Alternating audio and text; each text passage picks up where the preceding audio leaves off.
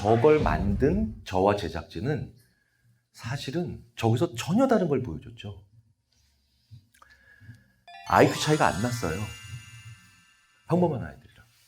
저희 0.1%. 이게 엄청난 애들이죠. 전국에 4년제 대학 입시와 관련 있는 고등학교가 2,400개 있습니다.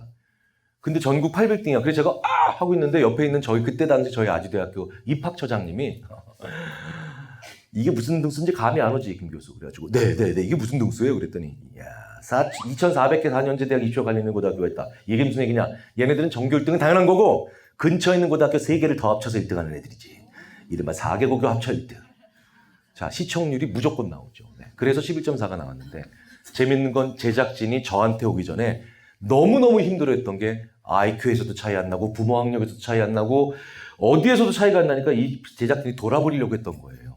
근데요. 어디서 차이가 났냐면 얘네들이 이타적이에요. 진짜 이해 안 되실 겁니다. 근데 왜 이타적인 얘네들이 이타적이 압도적으로 높으냐면 참 재밌는 게요. 전교 꼴찌부터 전교 1등까지 이타성이 이렇게 증가하지 않아요. 이상하게 못된 집단들이 있어요. 그 상위 15% 어중간한 애들이 되게 못된 애들 많아요.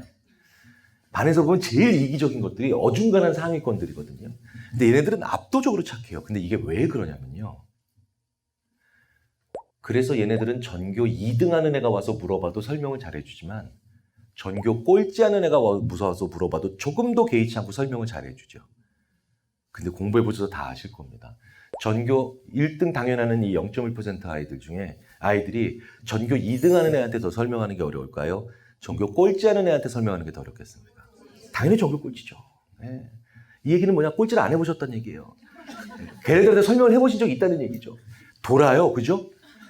저희들이 이거 찍을 때요. 이거 지금 네이버나 다운 가면 그대로 무료로 다 보실 수 있거든요. 진짜 저희가 막 찍다가 막 카메라 감독님 뭐 혼절하고 웃겨가지고 막 별의별 애들 다 만났거든요. 아니, 전교 2등은 이런 애들이죠. 이 0.1%의 입장에서 전교 2등 하는 애는 이런 애입니다. 야, 이래서 Y잖아 라고 하면 그래서 그 다음에 X제곱이었군. 얘기 안 해준 것도 톡하고 나온 애들이죠. 근데 전교 꼴찌는 어떤 애들이냐면 X제곱이 뭔지를 아예 몰라요. 아니 질문을 아예 이렇게 하더라니까요. 야, 그 X 옆에 있는 2는 왜 이렇게 쬐끔해?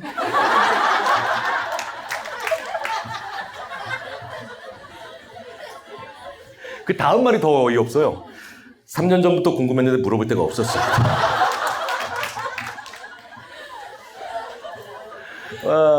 그러니까 얘한테 뭘 설명해야 돼요? 그 X 옆에 있는 이가 왜 작은지 설명해야 돼요. 그런데 얘는 그 대답을 해주려고 했던 거예요. 옆에 보면, 반에 보면 항상 하이에나 같은 것들이 있어요. 근데 얘네들이 벌써 옆에서 비읍시읒이 나오고 있어요. 이 비읍시읒아 그런 거 근데 얘는 그러니까 이타적이고 착하잖아요. 나까지 얘를 바보 취급하면 내 친구 나머지 1년 반 동안 바보 되는 거예요. 그래서 이걸 대답을 해주겠다 그러더라고요. 그럼 또 하이에나 중에 또 독한 하이에나가 있어요. 얘네들은 끝까지 대답해주나 안 해주나 그 다음 주가 돼도 확인하는 것들이 있죠. 그건 뭐 하지 못된 것들이 있는데 걔가 딱 눈을 번뜩이는 거 보고 진짜로 알아내야 되겠다라고 생각하고 얘가 그날 저녁에 집에 들어가서 네이버에도 안 났고 선생님도 모르니까 위키피디아에 들어가 보더라고요. 수의 기원이라는 챕터를 한번 눌러보더라고요. 네. 그리고 아리스토텔레스부터 이렇게 한번 훑어보다가 얘가 묘한 섹션을 하나 발견을 했어요. 저도 걔 때문에 우리나라에서 2번째로 알고 있는 것 같아요. 걔한테 글을 들어서. 15세기부터 17세기까지의 모든 수학자들은 시계수리공을 해야만 밥을 굶지 않았답니다. 근데 아주 좀 너무 초라하다라고 생각하실 필요는 없는 게 그때 당시의 시계는 지금 스마트폰보다도 더 첨단 기기죠. 그래서 시계를 고칠 수 있는 건 대단한 기술이었고요. 고액 연봉을 받아서 수학자들이 수학만 가지고 생계가 어려웠지만 시계 수리공을 하면서 나름 굉장히 괜찮은 경제력을 가졌대요. 그리고 시계가 정밀기계이기 때문에 그저 손재주 좋다고 고칠 수 있는 게 아니라 수학자들이 아니면 그 개념을 이해를 잘 못했답니다. 근데 문제는 수학은 개념이고 시계는 기계죠. 그러니까 개념적인 사고를 하는 사람이 그 기계의 실제 물리적을 움직이기 위해서는 비유, 이걸 영어로 메타포라고 합니다.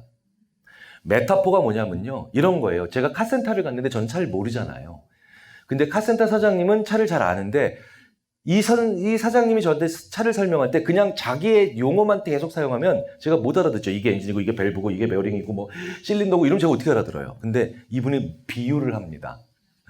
교수님 이게 위예요, 위. 이거 간이고 요건 장이야. 자, 근데 위에서 소화가 잘 안 되면 장이 더부룩해지죠. 보세요. 여기 지금 벌써 검해졌죠. 그 장에서도 처리가 안 되면 방구 나오죠. 매연이 그래서 여기서 심한 거예요. 이러면 제가 이해하기가 쉽죠.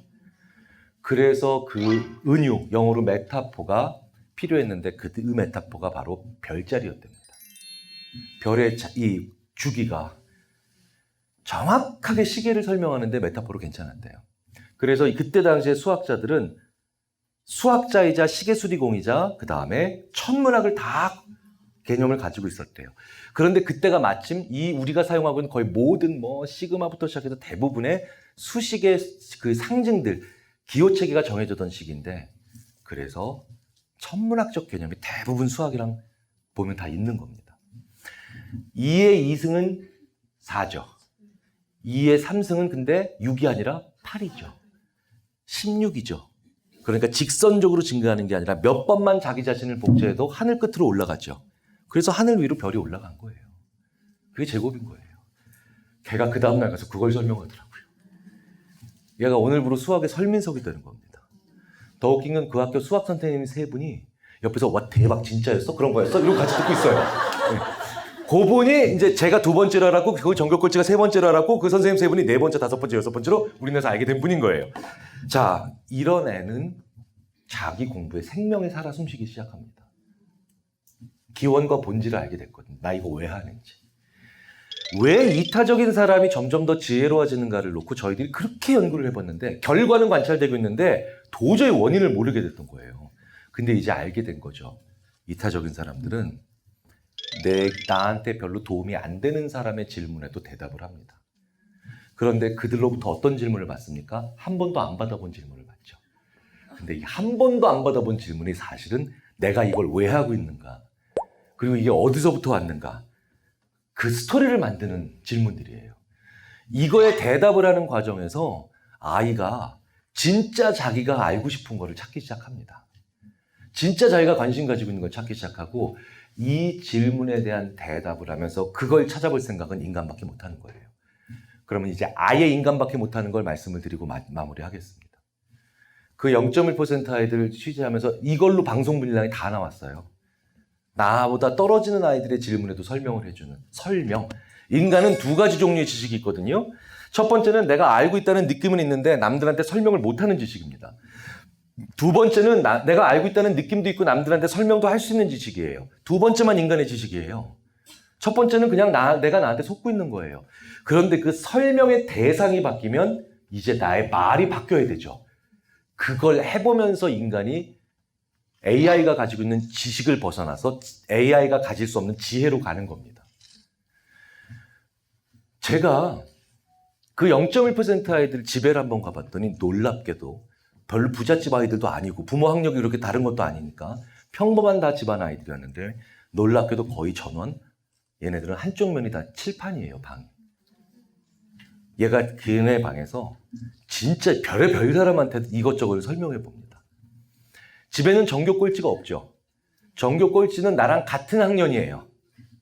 그렇죠? 같은 일을 하는 사람이라고요. 그런데 집에 있는 엄마, 아빠, 이모, 할머니, 누나, 동생, 심지어 옆 동네 아이들, 같은 동에 사는 내 동생들 다 뭐예요? 나랑 아예 다른 학년이자 다른 일 하는 사람들이죠. 그 사람들한테도 자기가 배운 거 가끔씩 문득문득 설명을 합니다. 그런데 이 행위는 저희들이 실리콘밸리도 가보고 나사도 가보고 독일의 막스 프랑크도 가보고 전 세계 모든 뉴욕의 월스트리트도 가보고 모든 종류의 뛰어난 사람들이 공통적으로 어렸을 때부터 가지고 있는 습관입니다. 나랑 전혀 다른 공부를 하는 사람에게 내 공부를 설명하고요. 나랑 전혀 다른 일을 하는 사람에게 내 일을 설명하는 습관. 이게 가장 결정적이면 거의 유일한 습관입니다. 왠지 아세요? 이런 사람들한테 설명하면 내 말 속에서 두 가지를 못 써요. 용어와 약어를 못 써요. 이걸 누구나 알아들을 수 있는 말로 풀어야 되죠. 인간이 그걸 할 때 절대로 AI가 시도하거나 발상 자체를 할 수 없는 지혜가 나오는 겁니다. 우리 인류사가 계속 이걸 하는 사람들에 의해서 진보되어 왔고요. 지금까지는 이걸 하는 사람들이 아주 중요한 리더가 됐고 훌륭한 업적을 남겼지만 이젠 우리 아이들이 다 이걸 해야 돼요. 왜? 이걸 안 하면 AI가 다 잡아먹거든요.